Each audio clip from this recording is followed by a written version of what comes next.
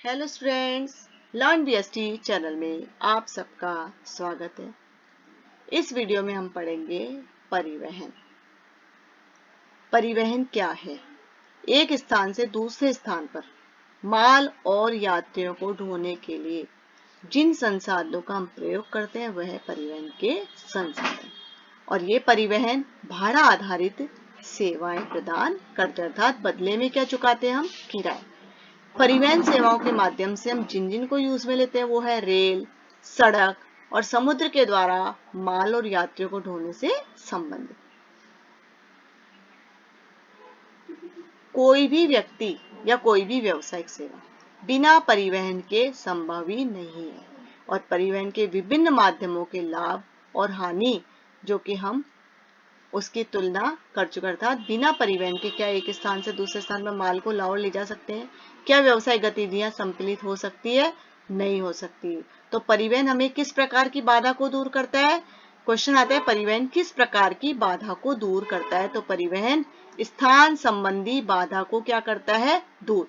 यानी यह वस्तुओं को उत्पादन स्थल से कहां पहुंचाता है? उपभोक्ता स्थलों तक पहुंचाता है। और हमारी अर्थव्यवस्था की आवश्यकताओं के अनुसार परिवहन प्रणाली भी क्या होती जा रही है? विकसित होती जा रही है।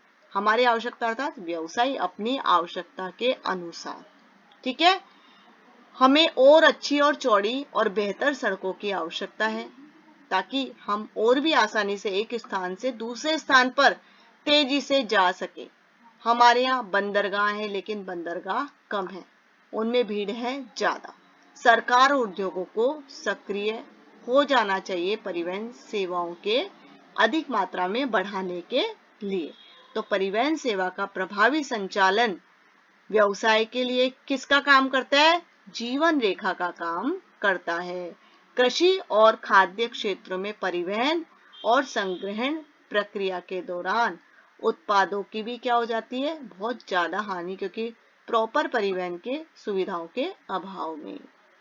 इसलिए आवश्यक है कि हमें और अधिक परिवहन के संसाधन उपलब्ध हो ताकि हमारी व्यावसायिक क्रियाएं और भी तेजी से और अच्छी हो सके। नेक्स्ट है भंडारण। भंडारण जिसको हम वेयर हाउसेस के नाम से भी जानते हैं। हम सभी जानते हैं कि माल तैयार होने के पश्चात आवश्यक नहीं है कि सभी पूरा का पूरा माल उसी समय उपभोक्ताओं के द्वारा क्रय कर लिया जाए या उपभोग आ जाए। इसलिए आवश्यक है उस माल को कहीं ना कहीं सुरक्षित रखना, और इस प्रकार से सुरक्षित रखना कि जिस प्रकार से वह उत्पादन के समय था उसी रूप में वह रहे। इसके लिए हमें किसकी आवश्यकता है? भंडार गृहों। भंडार गृहों को प्रारंभ में वस्तुओं के वैज्ञानिक ढंग और रीति से सुरक्षित रखने और संग्रहण को एक स्थिर इकाई के रूप में माना जाता था ताकि इनकी मौलिक गुणवत्ता, कीमत और उपयोगिता बनी रहे। भंडार गृहों में माल रेल के द्वारा, ट्रक के द्वारा और बैलगाड़ियों से आता था। प्रारंभिक समय में वस्तुओं को भंडार गृहों में संग्रहित करने के लिए अर्थात सुरक्षित रखने के लिए लोग स्वयं माल को ढोते थे और फर्श पर भी उनके ढेर लगा दिए जाते थे। भारत में भंडार गृहों का उपयोग कौन कौन करता था? विनिर्माता, आयातक, निर्यातक, थोक विक्रेता, ट्रांसपोर्टर और कस्टम विभाग। आज भंडार गृह की भूमिका केवल संग्रहण सेवा प्रदान करने की नहीं है, बल्कि ये कम कीमत पर भंडारण वहां से वितरण की सेवाएं भी उपलब्ध करवाती है। यानी अब सही मात्रा में, सही स्थान पर और सही समय पर, सही स्थिति में, सही लागत पर माल को उपलब्ध करवाने में भी क्या करते हैं? मदद करते हैं। और माल को उपलब्ध कराने में मदद करते हैं, साथ ही साथ एक स्थान से दूसरे स्थान पर हस्तांतरण के लिए स्वचालित पट्टियां, कंप्यूटर द्वारा संचालित क्रेन और फोर्क लिफ्ट का क्या किया जाता है? प्रयोग किया जाता है। अब हम पढ़ेंगे भंडार गृहों के प्रकार। सबसे पहला है निजी भंडार गृह, जिसे प्राइवेट वेयर हाउसेस कहते हैं। वे भंडार गृह जिनका परिचालन कोई व्यवसायी अपने माल के भंडारण के यानी खुद का माल स्टोरेज करने के लिए करता है। ये उसका स्वयं का भी हो सकता है या उसने लीज पर अर्थात पट्टे पर भी लिया हो, ये भी हो सकता है। इनमें प्रमुख है श्रृंखलाबद्ध दुकानें, बहु ब्रांड उत्पाद, बहु उत्पाद। सामान्यतः एक सक्षम भंडारगृह किसे कहेंगे? क्वेश्चन आता है एक सक्षम भंडारगृह किसे कहेंगे? तो सक्षम भंडारगृह वह है जिसमें माल की व्यवस्था की ऐसी प्रणाली हो जिससे उत्पाद की आवाजाही अधिक से अधिक सुचारू यानी बिना किसी बाधा के हो सके। और निजी भंडारगृहों के क्या क्या लाभ है? तो निजी भंडारगृहों के लाभ है प्रभावी नियंत्रण, क्योंकि वो स्वयं का है, लचीलापन और ग्राहकों से बेहतर संबंध। नेक्स्ट है सार्वजनिक भंडारगृह यानी पब्लिक वेयर हाउसेज। कोई भी विनिर्माता, व्यापारी या अन्य कोई व्यक्ति संग्रहण के लिए आवश्यक फीस देकर अपने माल के संग्रहण के लिए इनका प्रयोग कर सकता है। और ऐसे भंडारगृहों के प्रचालन के नियम किसके द्वारा बनाए जाते हैं? सरकार निजी व्यवसायियों को लाइसेंस देकर करती है। एक भंडारगृह का स्वामी इसमें संग्रहित माल के स्वामी का क्या हो जाता है? एजेंट, क्योंकि उसका स्वयं का तो होता नहीं है, बदले में क्या लेता है? वो किराया। और उससे अपेक्षा की जाती है कि वो माल की क्या करे? ठीक प्रकार से देखभाल करे। ये भंडारगृह क्या क्या सुविधाएं प्रदान करते हैं? रेल या सड़क से परिवहन जैसी सुविधाएं भी प्रदान करते हैं और इन पर माल की पूरी सुरक्षा का दायित्व होता है। छोटे विनिर्माताओं के लिए तो सुविधाजनक अधिक होते हैं, क्योंकि उनके पास भंडारगृहों का निर्माण करने के लिए इतना पर्याप्त मात्रा में धन नहीं होता, इसलिए वो कौन से भंडारगृह यूज करते हैं? सार्वजनिक भंडारगृह। और उसके अलावा सार्वजनिक भंडारगृहों के क्या क्या लाभ है? ये जगह जगह स्थित होते हैं, इनकी लागत निश्चित नहीं होती और ये पैकेजिंग और लेबलिंग का कार्य भी करते हैं। ठीक है। नेक्स्ट है बंधक माल गोदाम। बंधक माल गोदाम क्या है? वे माल गोदाम जिन्हें सरकार से बिना आयात कर दिए हुए आयातित माल को रखने के लिए लाइसेंस मिला होता है।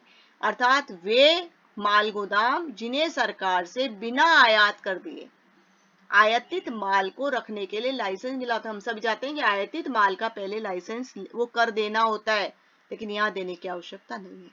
आयातकों को जब तक वह आयात कर का भुगतान नहीं कर देता, वह अपने माल को इन बंदरगाहों में स्थित इन भंडारगृहों में रख सकता है और उसको आगे ले जाने की अनुमति नहीं होती जब तक वो टैक्स नहीं चुकाता। आयातक पूरे आयात कर का जब भुगतान करने की स्थिति में नहीं होता तो पूरे माल को क्या करता है? वहीं पर बंधक माल गोदामों में रखता है। ठीक है। तो पूरे माल की जब उसको तुरंत आवश्यकता न हो तो माल कहाँ रहता है? इन बंधक माल गोदामों में। कस्टम अधिकारी तब तक माल को बंधक माल गोदामों में रखते हैं जब तक कि आयात कर का पूरा भुगतान न कर दिया जाए। और इनमें रखा हुआ माल क्या कहलाता है? बंधक माल। यानी बंधक माल गोदाम में रखे माल को कहते हैं बंधक माल। इन भंडारगृहों में क्या क्या सुविधाएं दी जाती है? ब्रांडिंग, पैकेजिंग, श्रेणीकरण और मिश्रण यानी माल को मिलाने की ये सुविधाएं भी प्रदान की जाती है और इनके बदले वो क्या लेते हैं? एक निश्चित फीस। आयातक अपने ग्राहकों को लाकर भी यहाँ पर वस्तुओं का क्या करवा सकता है? निरीक्षण और आवश्यकता अनुसार वस्तुओं की क्या करवा सकता है? पुनः पैकिंग। ठीक है। इस प्रकार से ये वस्तुओं के विपणन यानी वस्तुओं के मार्केटिंग में भी माल बेचने में जो विभिन्न क्रियाएं की जाती है सहायक, वो सभी क्रियाएं ये करती है। आयातक की आवश्यकता अनुसार वह माल का कुछ भाग भी ले जा सकता है और आयात कर का भुगतान वो किश्तों में भी करके थोड़ा थोड़ा माल ले जा सकता है। नेक्स्ट है सरकारी भंडारगृह। ये माल गोदाम पूरी तरह से किसके स्वामित्व में होते हैं? सरकार के। और सरकार इस पर क्या करती है? नियंत्रण। सरकार इनका प्रबंधन करती है किसके माध्यम से? सार्वजनिक उपक्रमों के माध्यम से। और इनके उदाहरण क्या क्या है? भारतीय खाद्य निगम, राज्य व्यापार निगम और केंद्रीय भंडारण। नेक्स्ट है सहकारी भंडारगृह। कुछ विपणन सहकारी समितियां या क्रय कृषि सहकारी समितियों ने अपने सदस्यों के लिए अपने निजी भंडारगृह स्थापित किए हैं और इन भंडारगृहों को क्या कहते हैं? सहकारी भंडारगृह। अब यह भंडारगृह क्या क्या कार्य करते हैं? सामान्यतः भंडारगृह कुछ कार्य करते हैं जिनमें से निम्नलिखित है। नंबर 1, संचयन। भंडारगृहों के पास विभिन्न उत्पादकों से क्या प्राप्त होता है? माल और वस्तुएं, जिनका वह क्या करते हैं? संचय करते हैं और वहां से यानी वो अपने पास सुरक्षित रखते हैं और इकट्ठा करके रखते हैं और वहां से उन सभी को कहाँ भेज देते हैं? सीधे निश्चित ग्राहक को भी एक साथ भेज देते हैं। नेक्स्ट है भारी मात्रा का विघटन, यानी संचय करता भंडारगृह। अब इस माल को, ये माल किसका है? क ख ग, ठीक है। अब इस माल को क को भेजना है, ख को भेजना है, गो, यानी क ख ग तीनों का माल है तो ये क्या करता है? माल को क को भी भेज देता है, ख को ख का माल, ग का माल। भारी मात्रा का विघटन, उत्पादन संयंत्रों से भारी मात्रा में माल प्राप्त होता है, यानी प्रोडक्शन के तहत बहुत अधिक मात्रा में माल प्राप्त होता है। भंडारगृह इनको छोटी छोटी मात्राओं में विघटन यानी बांट देते हैं और इस प्रकार से छोटी मात्रा में वस्तुओं को ग्राहकों की आवश्यकता के अनुसार भेज दिया जाता है।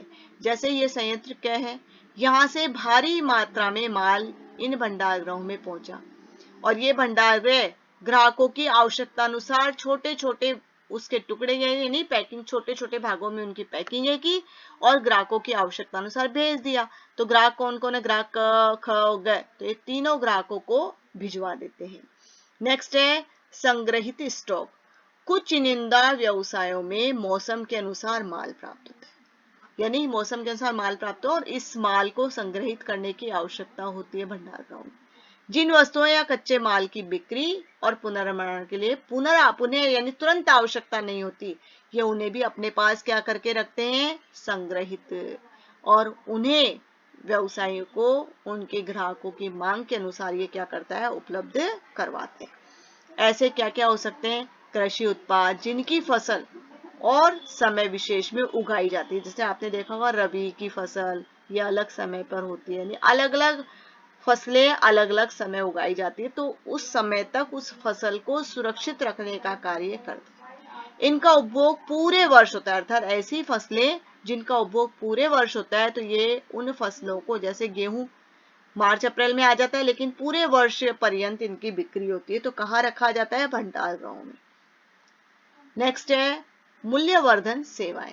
भंडारगृह कुछ मूल्यवर्धन यानी पैसे के बदले सेवाएं प्राप्त करते हैं, जैसे हस्तांतरण से पूर्व मिश्रण, पैकेजिंग, लेबलिंग।